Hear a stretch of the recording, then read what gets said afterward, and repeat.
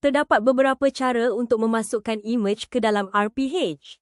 Cara yang pertama ialah menggunakan imej daripada sumber internet. Cari imej yang sesuai, kemudian salin alamat URL imej tersebut dengan memilih copy image address. Seterusnya, di dalam RPH, tekan butang Insert Image dan tampalkan alamat URL tersebut ke dalam ruangan source. Jika perlu, masukkan penerangan ringkas pada ruangan description, ubah size image mengikut kesesuaian, kemudian tekan Save diikuti dengan butang Simpan. Cara kedua ialah menggunakan image yang disimpan di Google Drive. Dalam Drive, pilih fail image yang ingin digunakan, kemudian klik ikon 3 titik dan pilih Share.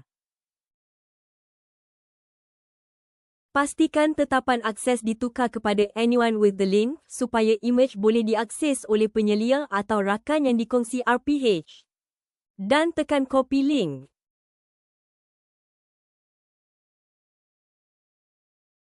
Seterusnya, di dalam RPH, tekan butang Insert or Edit Link, kemudian tampalkan pautan tersebut ke dalam ruangan URL.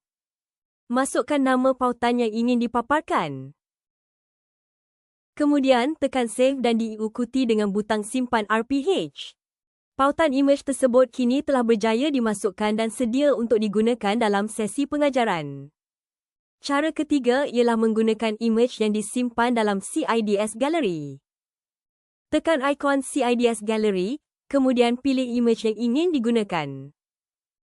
Tekan Copy Image Address untuk menyalin alamat imej. Kemudian, tutup tertingkap CIDS Gallery dan kembali ke halaman RPH. Seterusnya, tekan butang Insert Image, kemudian tampalkan alamat imej ke dalam ruangan source. Jika perlu, ubah size image mengikut kesesuaian sebelum menekan butang Save.